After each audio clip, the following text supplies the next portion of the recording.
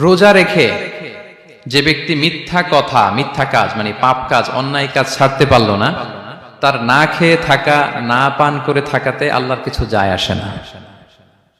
তার ওই রোজার আল্লাহর কোনো প্রয়োজন নাই। এটা জাস্ট উপোস, এটা জাস্ট অনাহার, জাস্ট আমি পানি খাইনি, আমি খাবার দাবার গ্রহণ করিনি, দ্যাটস ইট, এতটুকুই। এতে আল্লাহর কিছু যায় আসে না।